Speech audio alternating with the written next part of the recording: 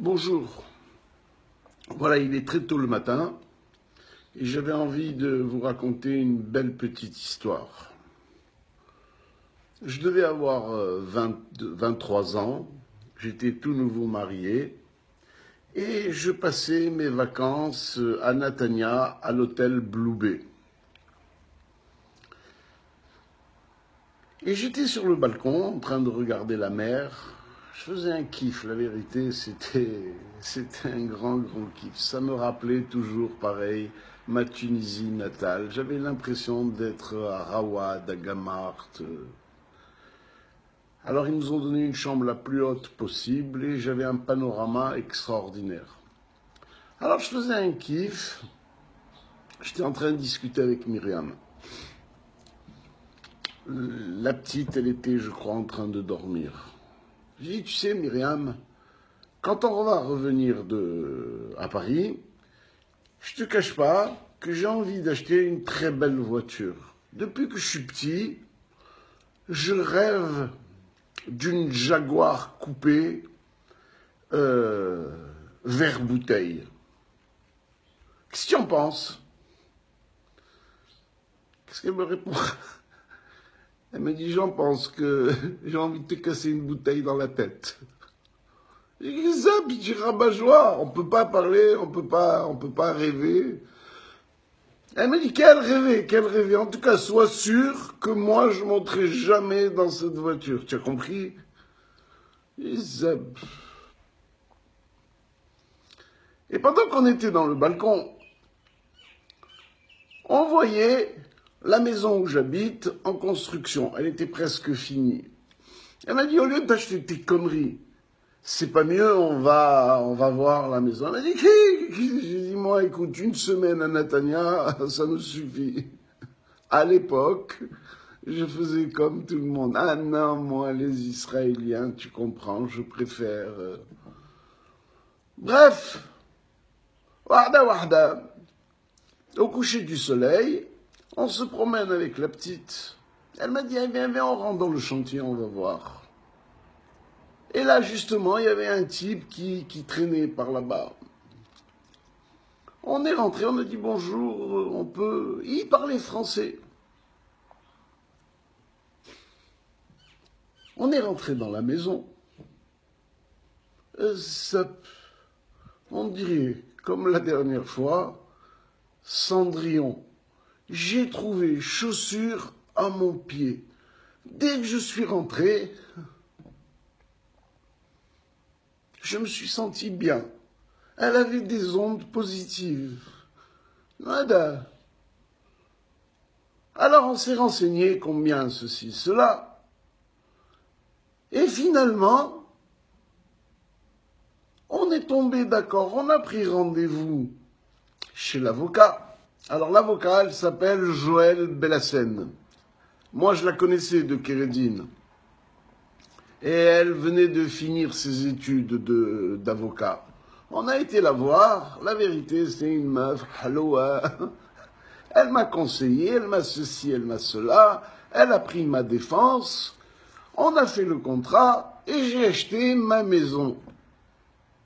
Alors, la maison, c'était Khlech Lazaridour à l'époque. Il y avait que des terrains, il y avait que du sable tout autour. J'ai pris la maison au Rastalit Felim, une bouchée de pain. Une bouchée de pain. Bref, quelques mois après, on s'est installé, brièvement, une maison de la Goulette, quelques lits, un frigidaire, une cuisinière. Et on a passé nos vacances parce que de la maison elle est à 30 mètres de la mer. Il y a une barrière naturelle où on peut plonger, on peut nager, jamais il y a... Bon bref, c'est un grand kiff. Un endroit isolé, exactement comme je voulais moi. Style Rawad, mais un peu plus sauvage encore. À côté de la maison, il y avait une petite macolette, un petit épicier, et il y avait une petite synagogue C'était des baraquements de 48. Elle devait avoir 30 mètres carrés. Alors Myriam, toujours, quand elle voit une synagogue, elle va se renseigner. Elle m'a dit, voilà, dans cette synagogue, ils sont moitié yéménites et moitié marocains.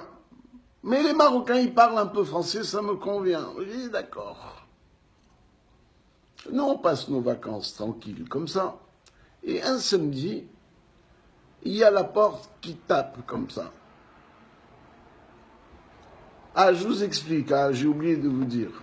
Alors, dans cette synagogue, les Marocains, ils se sont disputés avec les Yéménites. Les Yéménites, ils sont partis de leur côté, et les Marocains, ils se sont retrouvés tout seuls, style, ils étaient 9-10.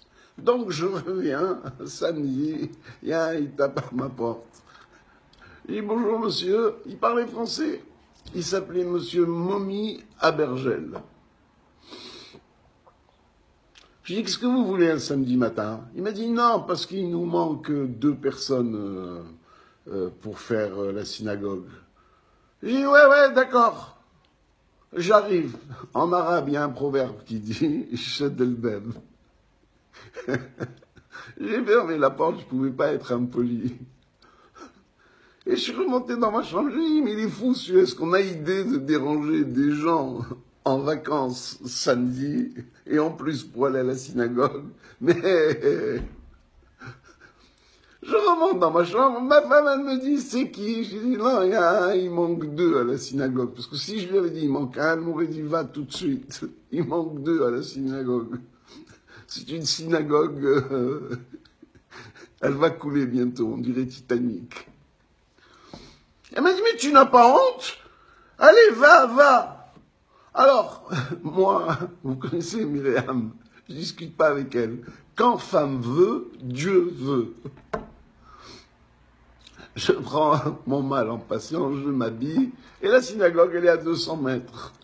Moi, je commence à marcher, je compte déjà une mouche.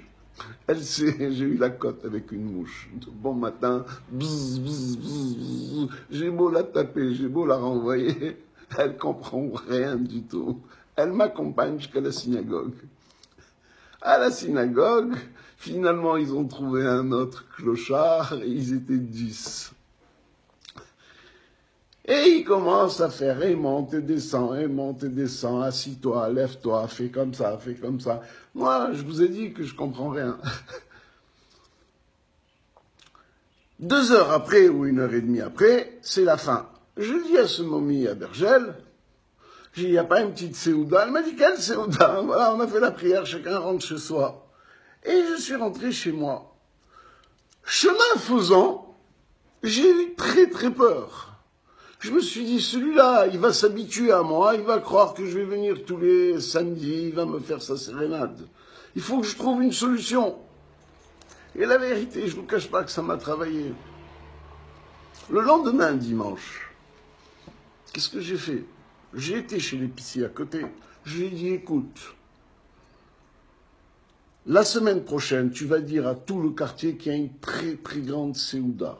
Il y a du whisky, il y a de la boucha, il y a de la boutargue, il y a du thon, il y a ceci, il y a cela, il y a du pastrama, il y a nani, nanana. Tu vas leur dire, c'est une séouda de kiff. Et je ne vous cache pas que l'épicier, il a fait une bonne publicité. Et la semaine d'après, ils étaient 13, 14. Comme quoi la séouda, elle attire les gens. Et ce monsieur Momi Abergel ne m'a pas dérangé, il ne m'a pas réveillé. Alors, c'était le but recherché, j'ai fait un kiff. Et quand j'ai vu que ça a marché, j'ai eu très très peur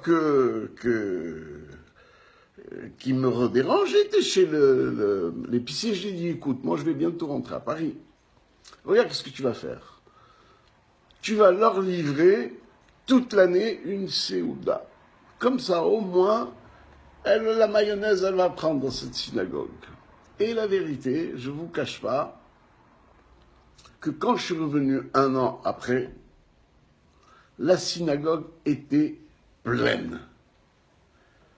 Alors, ce Momi à Bergel, il était plein d'initiatives, c'était un type intelligent, sympathique, d'ailleurs, à la fin, c'est devenu mon ami. jusqu'à présent d'ailleurs. Il a construit une synagogue, il a vendu ses biens personnels pour construire, je crois, la plus belle synagogue de Netanya. Alors voilà, une bonne combine pour ne pas aller à la synagogue, essayer de faire une seouda, essayer des trucs. Moi en tout cas j'ai trouvé cette combine extraordinaire. Depuis, je suis tranquille le samedi, je fais une grasse matinée. Et c'est la fin de la vidéo. Voilà, écoutez mon conseil. Bon, je ne vais pas vous répéter pour les likes, pour les commentaires, etc. Le 4 décembre, je suis à Nogent-sur-Marne. Rabbi Ostor, je vais faire ma première représentation. Je vais voir comment l'affaire elle va tourner. Alors je vous ai dit, le 4 décembre, on organise une Seouda, mais de chez Gabin. On va faire un kiff, je vais vous régaler. Et on va travailler un petit peu pour la Tzedaka. Parce que il y a des gens, ils disent les Juifs, ils sont riches, etc. Mais je peux vous dire qu'il y a des gens, ils sont vraiment dans la misère. Alors j'ai décidé, moi, de les aider. Voilà, allez, à bientôt et pour de nouvelles aventures. Bye.